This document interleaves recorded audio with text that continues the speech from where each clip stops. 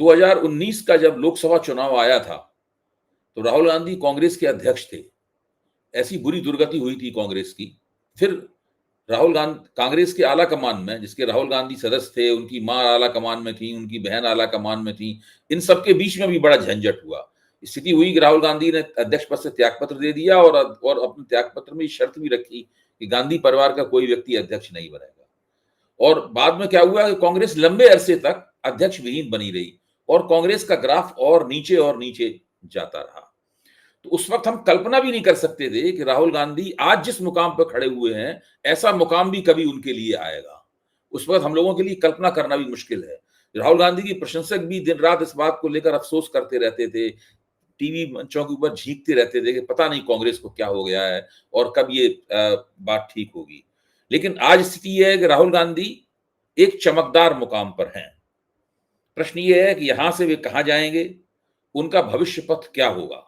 मैं चाहूंगा कि आप इसके ऊपर अपनी टिप्पणी से इस चर्चा की शुरुआत करें। धन्यवाद अभय जी, धन्यवाद कमल जी, एक बार फिर मुझे अपने इस मंच पर बुलाने के लिए, नई परख के मंच पर, और नई परख के दर्शकों को मेरा अभिवादन। देखिए, राहुल गांधी जो आपने जिक्र किया 2019 का, दरअसल राहुल गांधी के साथ क्या है कि वो पहले जब उनको माना जाता था कि राजनीति में रिलेक्टेंट हैं वो, तो रिलेक्टेंट नहीं थे। जो मैंने पिछली चर्चा कर चुका हूं, वो जिस तरह की राजनीति चाहते थे उस वो कर नहीं पा रहे थे पार्टी के भीतर, और इसलिए वो रिलेक्टेंट हो जाते थे। और 2019 की स्थिति तो ये हुई कि जब कांग्रेस वर्किंग कमेटी की बैठक हो रही थी चुनाव परिणाम आने के बाद, और कांग्रेस 44 से 53 सीटों तक आ पाई थी, और जो उम्मीद थी चौकीदार चोर है वाला नारा भी बहुत बुरी तरह पिट गया था, और काफी विपक्ष का पूरा सारा ताना बाना बिखर गया था, तो राहुल गांधी बहुत निराश हुए थे। अध्यक्ष थे, उनके नेतृत्व में चुनाव हुआ था, हालांकि उसके 4 महीने पहले ही वो लगातार मध्य प्रदेश, छत्तीसगढ़, राजस्थान कांग्रेस जीती थी। उसके बाद ये नतीजा है जिससे बड़ा उत्साह बढ़ा था कि शायद बहुत कुछ हो जाएगा। लेकिन 2019 का चुनाव, पुलवामा के आलोक में जो चुनाव हुआ, पुलवामा की घटना की उसमें, और शहीदों के नाम पर जिस तरह पूरा वोट मांगा गया और पुलवामा को लेकर के एक राष्ट्रवाद का जो ज्वार पनपा, उसने कांग्रेस पार्टी को और विपक्ष की सारी संभावनाओं को धूल दूसरित कर दिया। वर्किंग कमेटी की बैठक में राहुल गांधी ने जब अपना इस्तीफा दिया, दुखी होकर के, क्योंकि उनकी शिकायतें थी मध्य प्रदेश के मुख्यमंत्री कमलनाथ से, उनकी शिकायत थी छत्तीसगढ़ के मुख्यमंत्री भूपेश बघेल से, उनकी शिकायत थी राजस्थान के मुख्यमंत्री अशोक गहलोत से, क्योंकि 3 राज्यों में सरकार आई थी तुरंत, और उसके बाद इन तीनों राज्यों में कांग्रेस का बुरी तरह सफाया हो गया लोकसभा चुनाव में 2019 के। तो उनकी शिकायत थी, और खासकर कमलनाथ और अशोक गहलोत, इनके बारे में उनकी शिकायत ये थी कि ये दोनों जो है सिर्फ अपने बेटों को चुनाव जिताने के लिए पूरी ताकत लगा दी, और उन्होंने पार्टी के लिए कोई काम नहीं किया अपने राज्यों में पार्टी को जिताने के लिए। तो वो उन्होंने स्पष्ट रूप से लोकसभा में वर्किंग कमेटी की बैठक में कहा भी, कांग्रेस कार्य समिति की बैठक में, और उसके बाद उन्होंने एकदम से अपना इस्तीफा दे दिया।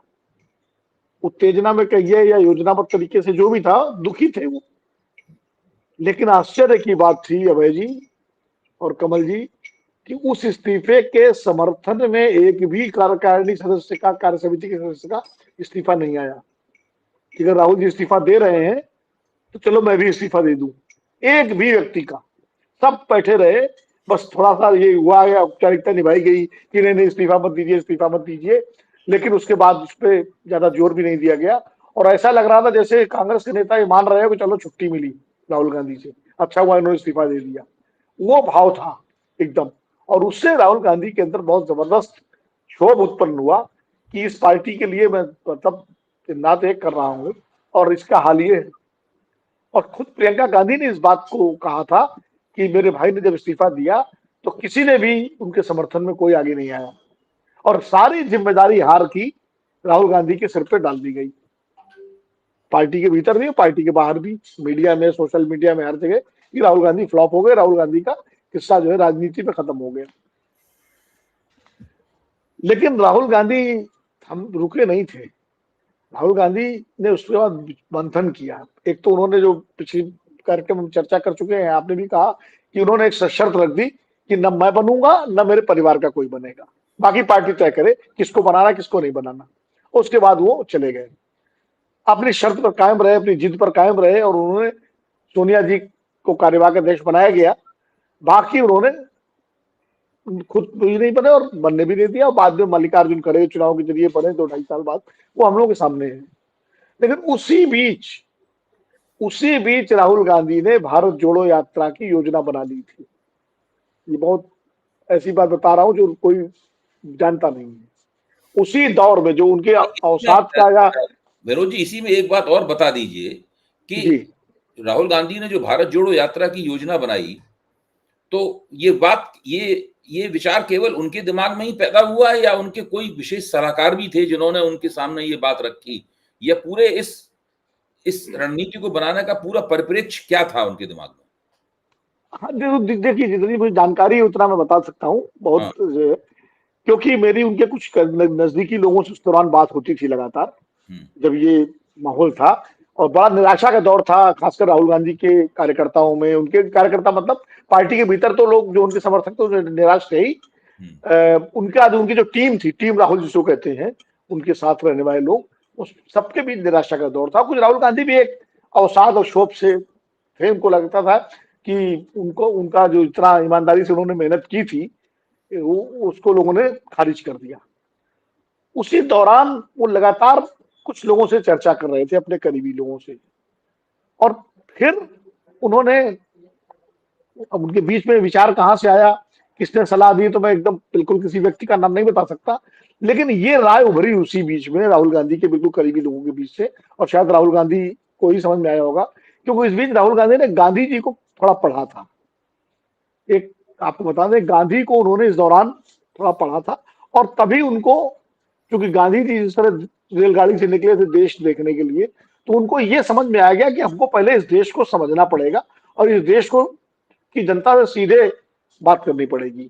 ये बीच का जो तंत्र है पार्टी का, कांग्रेस कार्यकर्ताओं का, नेताओं का, संगठन का, पीसीसी, डीसीसी, ये जो डिफंक्ट हो चुका है, इसमें सब तरह के सत्ता लोलुप लोग बैठे हुए हैं और जो हर बात को बिगाड़ देते हैं, इनकी बजाय हमें सीधे जनता से करना पड़ेगा, जो तरीका इंदिरा गांधी ने अपनाया था, और महात्मा गांधी का भी वही तरीका था। उसी से प्रेरणा लेके उन्होंने भारत जोड़ो यात्रा का विचार बनाया, और तब ये तय नहीं था कि यात्रा पैदल होगी या बाई रोड होगी, तब तक ये स्पष्ट नहीं था। यात्रा करनी है ये तय हो गया था, और कहां से करनी है ये तय नहीं हुआ था, लेकिन ये तय था कि रूट बनेगा पूरे भारत का और यात्रा होगी। अब पैदल होगी कि होगी ये तय नहीं हुआ था, लेकिन ये चर्चा शुरू हो गई थी और इसको लेके उनकी कोठरी में तैयारियां भी शुरू हो गई थी। तो ये एक सिलसिला वहीं से शुरू हुआ, और उसके बाद फिर आगे के घटनाक्रम सब मालूम है, फिर कैसे मतलब जो है प्रियंका गांधी को उत्तर प्रदेश जिम्मेदारी दी गई, और वो राहुल गांधी अपनी यात्रा पर वाले मामले में फोकस थे। और भारत जोड़ो यात्रा, एक उसमें एक चर्चा ये हुई, यात्रा की तैयारी जब हो रही थी, यात्रा का विचार जब आया था कि यात्रा कब की जाए।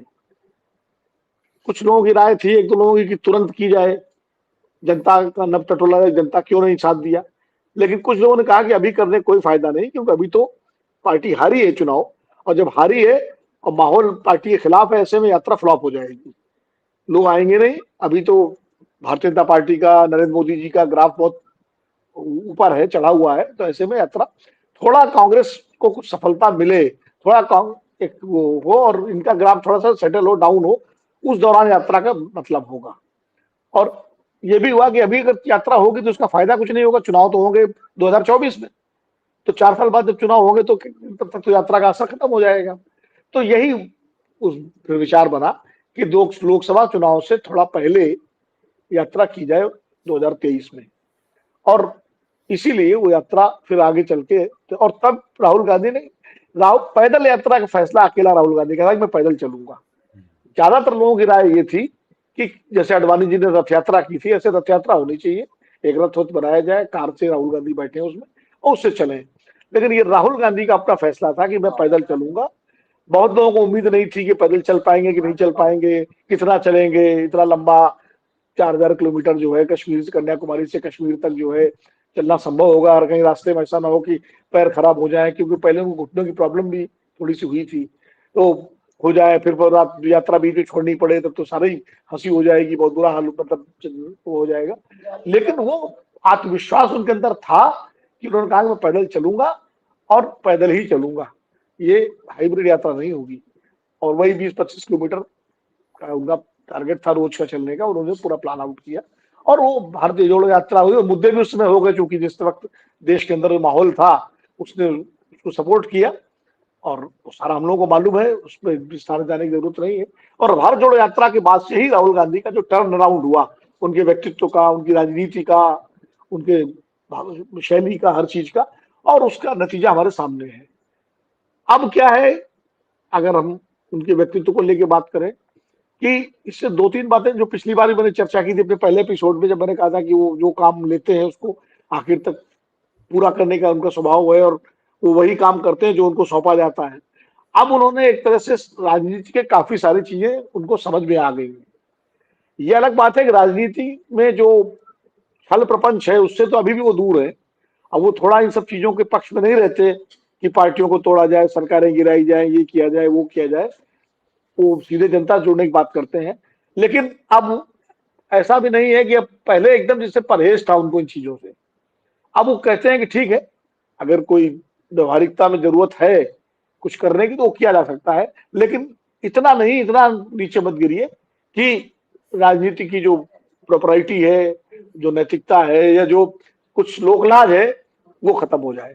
वो, लेकिन हाँ, व्यवहारिक अगर कहीं जरूरत है कि भाई कुछ लोग पार्टी बनाना चाहते हैं दूसरी पार्टियों से और उनको लेना चाहिए, उपयोगी है हमारे लिए तो लिया जाए, ये सब अब थोड़ा काफी व्यवहारिकता सीख गए हैं। और अब तो वो खैर जो विपक्ष के दूसरे नेता है उनसे लगातार, पहले सोनिया जी ये काम करती थी, सोनिया जी एक छत्र छाया के रूप में थी और वो विपक्षी नेताओं को कांग्रेस साथ जोड़ने काम करती थी, राहुल गांधी थोड़ा दूर रहते थे। फिर कुछ दिनों में प्रियंका जी ने जिम्मेदारी निभाई। अब राहुल गांधी सीधे तौर पर विपक्षी नेताओं से संबोधित होते हैं। वो तेजस्वी से बात करते हैं, वो अखिलेश यादव से बात करते हैं, वो शरद पवार से बात करते हैं, उद्धव ठाकरे से बात करते हैं, एम.के. स्टालिन से बात करते हैं, जिससे भी जो भी सहयोगी संगठन दल के नेता उनके साथ हैं, वो सबके बाकायदा संपर्क में रहते हैं। अभी पिछले दिनों उन्होंने सारे विपक्षी नेताओं को अपने घर पर भोज भी दिया था, डिनर भी दिया था, जिसमें सब इकट्ठा हुए थे। तो अब एक तरह से वो पार्टी की जिम्मेदारी उनके ऊपर नहीं है, वो खड़गे जी की है, लेकिन पार्टी के फैसलों में उनका दखल रहता है, उनका प्रभाव रहता है, उनकी चलती है पार्टी के फैसलों में। और पार्टी को किस तरह चलाना है इस पर, इस निर्णय में बहुत महत्वपूर्ण भूमिका निभाते हैं।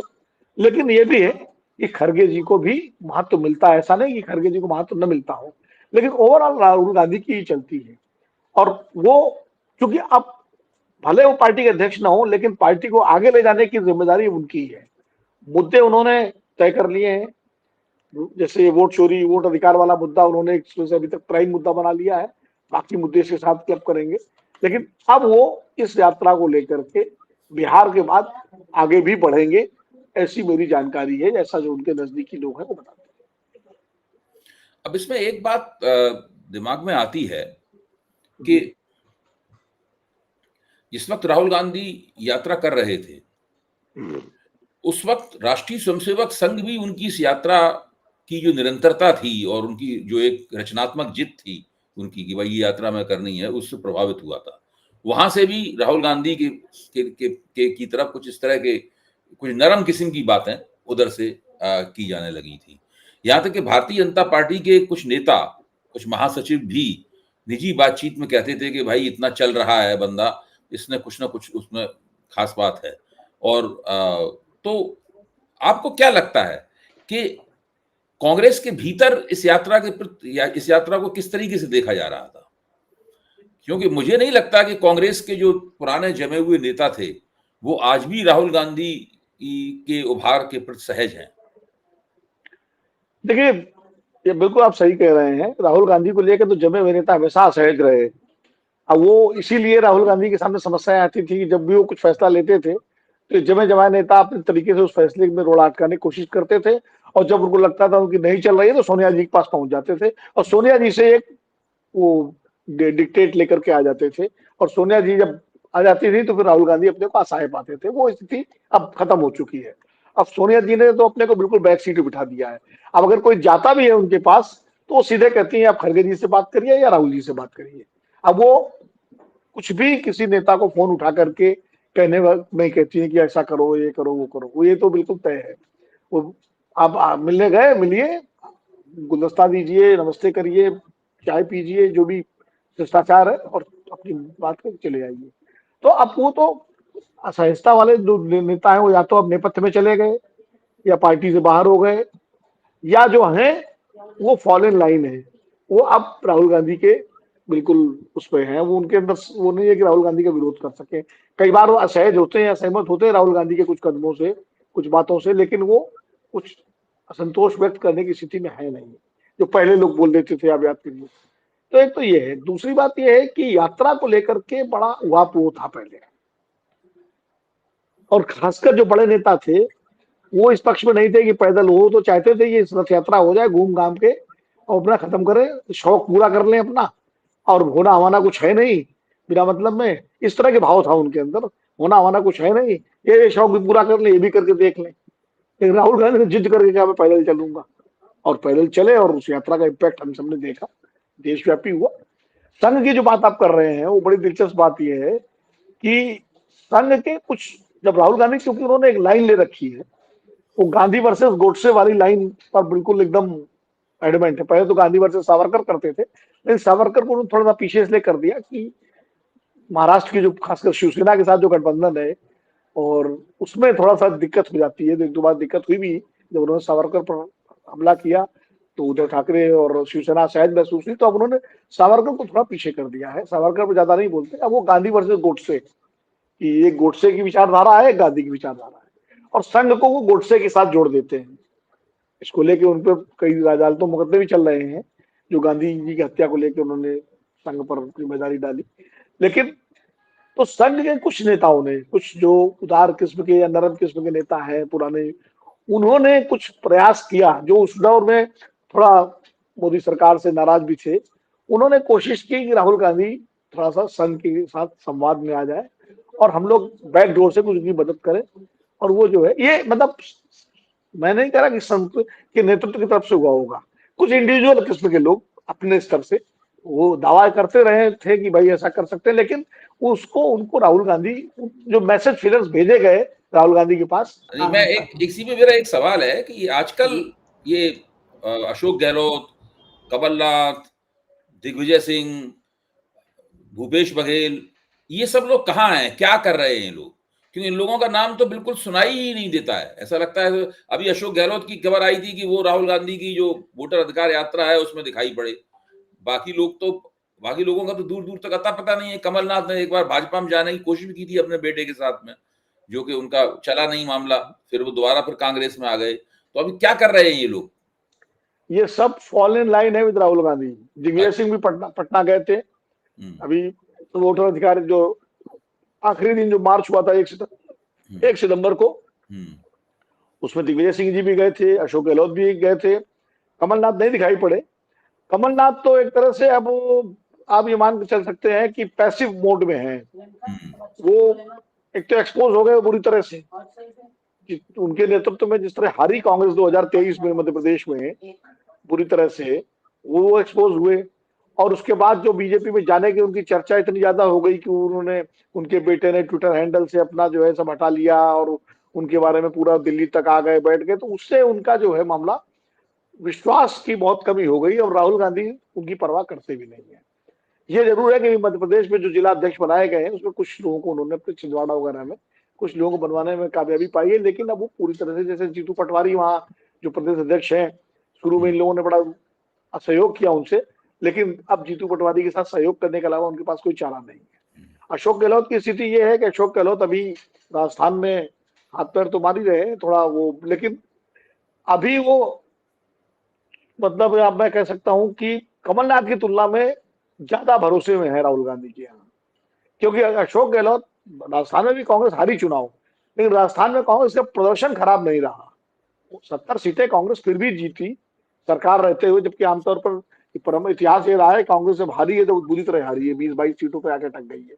लेकिन इस बार 70 सीटें आई, और अशोक गहलोत का परफॉर्मेंस उतना खराब नहीं रहा कि, और दूसरा, उनका बीजेपी में के साथ किसी तरह का फ्लिप फ्लॉप करने की खबर भी नहीं आई।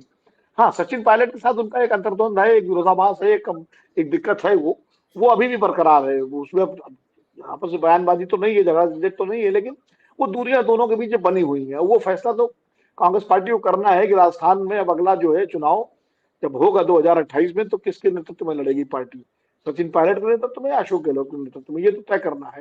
लेकिन अभी कांग्रेस दोनों को अपने साथ जो है, किसी को नाराज नहीं करना चाहती, वो साथ रखना चाहती है। तो अशोक गहलोत गाहे बगाए वो पार्टी के तमाम कार्यक्रमों में शिरकत करते हैं, सोशल मीडिया में भी वो रहते हैं और समर्थन करते हैं राहुल गांधी की हर बात का और पार्टी का। दिग्विजय सिंह तो बहुत ज्यादा सोशल मीडिया में सक्रिय है। वो एक्स पर मतलब सुबह 6 बजे से लेकर के उनके ट्वीट आने शुरू हो जाते हैं और आते ही रहते हैं हर मुद्दे पर। राहुल गांधी के हर ट्वीट को रीट्वीट करना, राहुल गांधी के समर्थन में आने वाले ट्वीट्स को रीट्वीट करना। तो वो बिल्कुल एकदम राहुल गांधी की जो लाइन है, जो पिछड़ी जातियों के आरक्षण की लाइन है, जाति जनगणना की लाइन है, संघ के विरोध की लाइन है, उन सब में दिग्विजय सिंह बिल्कुल बढ़ चढ़ करके राहुल गांधी का समर्थन कर रहे हैं।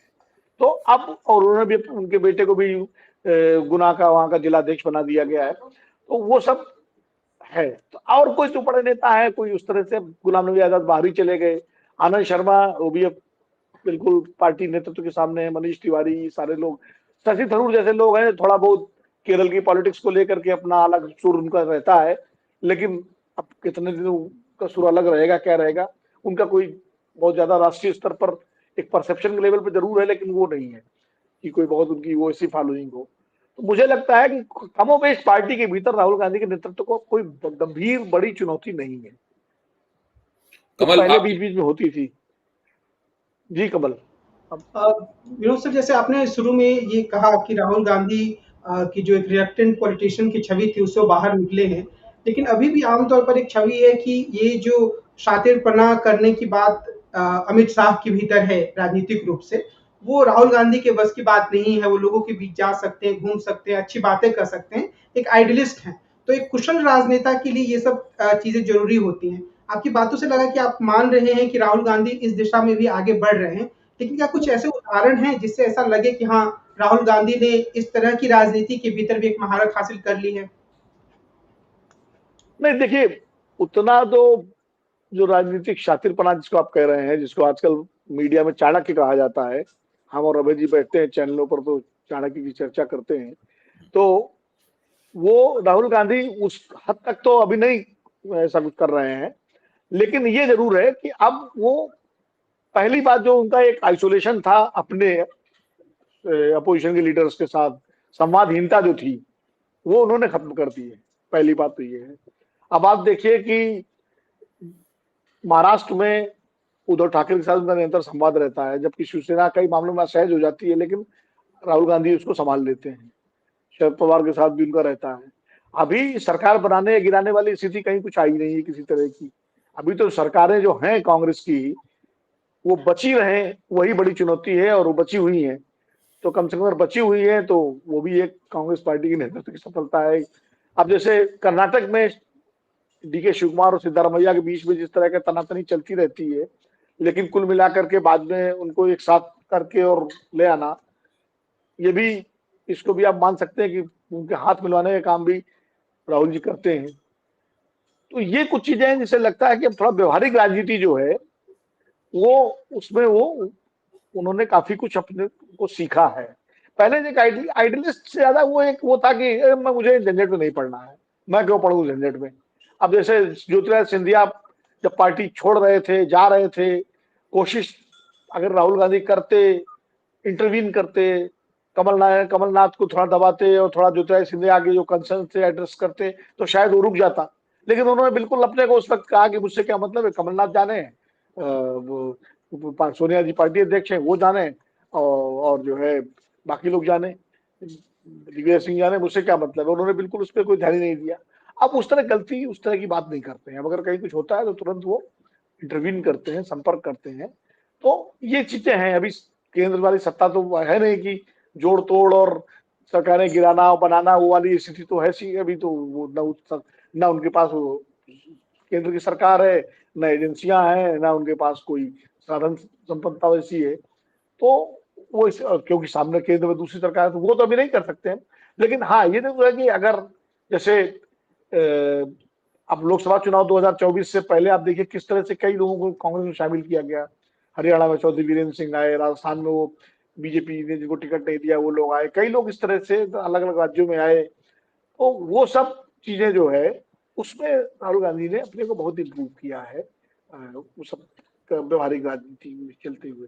ये मैं कहता, मैं एक बात वही कह रहा था कि वो संघ वाले मामले को उन्होंने वो, क्योंकि संघ की तरफ से कोई वैसी कोशिश नहीं थी किसी तरह की, लेकिन कुछ व्यक्तिगत स्तर पर कुछ लोग जैसे होते हैं ना कि अरे भाई इंदिरा जी का बेटा है, जरा देखो राहुल गांधी, तो कुछ लोगों ने संपर्क करने की, उनके वो भी राहुल गांधी से नहीं, उनके लोगों ने संपर्क करने की कोशिश की, लेकिन राहुल गांधी तक ये बात पहुंची तो उन्होंने एकदम मना कर दिया, उनका कि आइडियोलॉजिकल वॉर है, और आइडियोलॉजिकल वॉर में, इस वैचारिक लड़ाई में मैं कोई किसी तरह की नरमी नहीं दिखाऊंगा, किसी को मैं लड़ूंगा। उनको समझाया भी गया। एक और बताऊंगा आपको, उनको कई लोगों ने ये समझाया कि साहब संघ पर हमले मत करिए, बीजेपी पे हमले करिए, क्योंकि संघ से थोड़ा हिंदू समाज जो है वो अपने को जुड़ा हुआ मानता है, तो आप संघ पे हमला करते हैं तो हिंदुओं को लगता है कि संघ जो है वो संघ पे हमला कर रहे हैं, हिंदुओं पे हमला कर रहे हैं। बीजेपी पे करिए, बीजेपी पॉलिटिकल पार्टी है। उसमें राहुल गांधी का स्टैंड बड़ा क्लियर कर रहा होगा कि बीजेपी और संघ को अलग अलग करके आप क्यों देखते हैं, संघ से ही तो बीजेपी है, और मूल तो संघ है, जड़ तो संघ है, विचारधारा की जड़ भी संघ है, संगठन की जड़ भी संघ है। और जब तक संघ पर को हम जनता के बीच में वो नहीं बताएंगे कि इनका क्या रोल रहा है, वो सारे जब तक उनको एक्सपोज नहीं करेंगे तब तक ये फर्क कैसे मिटेगा। हम यही फर्क तो मिटाना चाहते हैं कि हिंदू समाज संघ को अपने से अलग समझे, वो माने कि एक संगठन है और हिंदू समाज अलग है। तो अगर हम ही स्वीकार कर लेंगे कि संघ और हिंदू समाज एक है और खाली बीजेपी पे हमला करो, तो फिर हम तो उनके सामने सरेंडर हो जाएंगे। तो एक तरह से तो आप समझ पड़ोगे, उनको मान गए तो ये वैचारिक लड़ाई है। वो गांधी जी का उदाहरण देते हैं कि गांधी जी ने कभी समर्पण किया क्या, गांधी जी और गांधी के रास्ते पर चल करके हम व्यापक जो भारतीय समाज है उसको हम अपने साथ जोड़ेंगे, वो हमारी वो होनी चाहिए, और वो विचारधारा की लड़ाई तो इस मामले में बहुत स्पष्ट है वो। और इसको लेके जो कुछ नेता हैं, जो दोनों तरफ कांग्रेस पार्टी के नेता, उनको असहजता होती है, लेकिन राहुल गांधी का अपना एक स्पष्ट सोच है वैचारिक। ये बताइए विरोध जी, जिस तरह हम लोगों को दिख रहा है कि राहुल गांधी का ग्राफ ऊपर चढ़ रहा है, राष्ट्रीय स्तर पर एक वैकल्पिक नेतृत्व उभर रहा है उनके रूप में, वो भी नरेंद्र मोदी की तरह अब राष्ट्रीय मंच पर खड़े होकर सारे देश को संबोधित कर सकते हैं, कर रहे हैं, बार बार कर रहे हैं। इसके कई उदाहरण हमारे सामने आ चुके हैं, अब ये बात कोई नई बात नहीं रह गई है। तो ये चीज मोदी को भी दिख रही होगी, ये चीज भाजपा को भी दिख रही होगी, ये चीज संघ को भी दिख रही होगी, उनके रणनीतिकारों को भी दिख रही होगी। तो क्या क्या क्या क्या करेंगे मोदी जी? राहुल का ये जो तेज ग्राफ ऊपर चढ़ रहा है, इसको, इस प्रगति को भंग करने के लिए वो क्या कर सकते हैं, क्या करेंगे वो? क्योंकि पुराने जितने हथकंडे थे कि उनके खिलाफ उनको ट्रोलिंग की जाए, उनको उल्लू कहा जाए, उनको पप्पू कहा जाए, उनको अक्षम कहा जाए, ये सब तो आप ऐसी बातें हो गई, वो भी जानते हैं ये काम नहीं कर रही। नहीं, लेकिन अभय जी उसमें उनकी तरफ से कोई कमी नहीं आई है, जो आईटी सेल वगैरह, वो ट्रोलिंग वो सब अभी भी होती है, अगर आप सोशल मीडिया पे देखें, लेकिन अब लोग उसको स्वीकार नहीं कर रहे हैं। पहले लोग हाथों हाथ लेते थे, जब राहुल गांधी पर कोई मीम बन के आता था, कोई चुटकुला आता था, तो लोग हाथों हाथ लेते थे। अब वो लोग नहीं लेते हाथों हाथ, आते अभी भी हैं। अगर आप इस तरह के कुछ ग्रुप्स में जुड़े हो, जैसे एक दो ग्रुप्स में मैं जुड़ा हुआ हूँ जानबूझ करके, इसलिए कि देखूं क्या चल रहा है, आते अभी भी है, लेकिन लोग नहीं लेते हाथों हाथ। एक तो ये हो गया। लेकिन राहुल गांधी पे जिस तरह सत्ता पक्ष की तरफ से हमले होते हैं, वो इस बात का प्रतीक है कि कहीं ना कहीं जो है वो उनको पता है, उनको जानकारी है, और इसीलिए सबसे ज्यादा हमले अगर किसी विपक्षी नेता पर होते हैं सत्ता पक्ष की तरफ से, तो राहुल गांधी पर होते हैं। हर नेता, राहुल गांधी का एक बयान आता है कि पूरा बीजेपी का पूरा प्रवक्ता से लेकर के सभी नेता उसके खंड में आ जाते हैं। लेकिन अब वो चीजें उल्टी दिशा में जा रही है, जितना वो करते हैं उतना राहुल गांधी को, जैसे पहले नरेंद्र मोदी जी के साथ होता था 2013-14, याद कीजिए कि जैसे ही नरेंद्र मोदी जी को लेके कोई हमला कांग्रेस की तरफ से या और लेफ्ट और जो सेकुलर पार्टियां हैं उनकी तरफ से होता था, तो नरेंद्र मोदी जी को फायदा होता था, उनका ग्राफ बढ़ता था, और धीरे धीरे वो बहुत लोकप्रिय हो गए। उसी तरह की स्थिति अब कभी कमोबेश राहुल गांधी के साथ होती जा रही है। जितना उन पे व्यक्तिगत हमले होते हैं उतना ही उनको लाभ होता है। ये एक साइकिल है, मुझे लगता, जो आप तो समाजशास्त्री हैं, राजनीति के विद्वान भी हैं, कि ये इस तरह का एक साइकिल चलता है, तो वो उसका एक फायदा उनको मिल रहा है। और बस राहुल गांधी के अंदर एक जो कमी है, जब उनके हम व्यक्तित्व की पूरी मीमांसा कर रहे हैं, विश्लेषण कर रहे हैं, तो उनकी कमी को भी देखना चाहिए। वो कमी ये है कि हिंदी में उनका जो संवाद है, वो कई बार अभी जो है थोड़ा सा कभी कभी दिक्कत पैदा कर देता है भाषा के स्तर पर। जैसे उदाहरण के लिए, अब जैसे बिहार में वो कि नरेंद्र मोदी ये करता है, ये करेगा, तो आमतौर पर लोग इन सब चीजों को जो है थोड़ा बेहतर नहीं मानते। उसको अगर वो सुधार और कर लें कि भाई भले आलोचना करें, हमला करें, लेकिन आदर सूचक शब्द का, चूंकि देश के प्रधानमंत्री के प्रति अगर आप बोलते हैं तो उसमें, और कई बार वो कोशिश भी करते हैं, कई बार मोदी जी कहते हैं, नरेंद्र मोदी जी कहते हैं, करेंगे, ये भी बोलते हैं, लेकिन कभी कभी वो फिर वो अंग्रेजी वाला जो है ना, चूंकि अंग्रेजी में तो एक ही शब्द होता है यू, हिंदी में तू भी होता है, तुम भी होता है, आप भी होता है। तो हिंदी में तो ये है कि छोटे को तू को बोल दो, कोई बात नहीं, बराबर वाले से तुम बात कर लो, जिससे ज्यादा घनिष्ठता हो, नहीं तो औपचारिक बात करें तो आप कर लो बड़े बुजुर्ग के साथ। अंग्रेजी में है ही नहीं, वहां तो यू है। अब यू है, ही है, शी है, तो वो कई बार वो उनका होता है। तो इस चक्कर में इनको विपक्ष को मौका मिल जाता है, कि विपक्ष मतलब सत्ता पक्ष को, कि आप देखिए क्या भाषा है इनकी, तू तड़ा की भाषा बोलते हैं, प्रधानमंत्री के लिए इस्तेमाल करते हैं। हालांकि कांग्रेसी उसका जवाब भाजपा के नेताओं के बयानों, पुराने बयानों को देख करते हैं, लेकिन वो जवाब उसका नहीं है। आपको अपना अलग रखना है, और मुझे लगता है राहुल गांधी के रणनीतिकारों को, उनके सलाहकारों को इस पर ध्यान देना चाहिए कि भाई वो, और शुरू में उन्होंने एक दो बार ऐसा किया भी था। मुझे याद है एक सभा थी जहां मोदी जी को लेके कुछ मुर्दाबाद नारे लग रहे थे, तो उन्होंने तुरंत मना किया, मंच से मना किया था। ये काफी पुरानी बात है कि मोदी जी देश के प्रधानमंत्री हैं, आप इस तरह की नारा मत लगाइए, हमारी उनसे राजनीतिक लड़ाई है। तो इस सब चीजों का असर पड़ता है। स्मृति ईरानी के लिए मैंने जो ट्वीट किया था, कितना अच्छा उसका इतना असर पड़ा। जब अमेठी से स्मृति ईरानी हार गई और उनकी ट्रोलिंग शुरू हो गई, तो जो राहुल गांधी ने ट्वीट किया कि आप स्मृति, चुनाव में हार जीत होती रहती है और स्मृति जी को जो है उनके ऊपर किसी तरह का टीका टिप्पणी करने से बचना चाहिए, उसका असर हुआ, उसका बड़ा मैसेज किया। और उसका असर स्मृति ईरानी पर भी पड़ा कि उन्होंने उसके बाद से राहुल गांधी या गांधी परिवार के बारे में कोई टिप्पणी सीधी नहीं की। तो ये थोड़ा इन लोगों को सोचना चाहिए, समझना चाहिए कि इनके जो भी इनके भाषण तैयार करने वाले लोग हैं, जो भी इर्द गिर्द लोग हैं, कि वो हिंदी में, राहुल गांधी को मैं बार बार कहूंगा कि उनके साथ जो लोग हैं उनसे अंग्रेजी में बात करते हैं, वो दिक्कत है।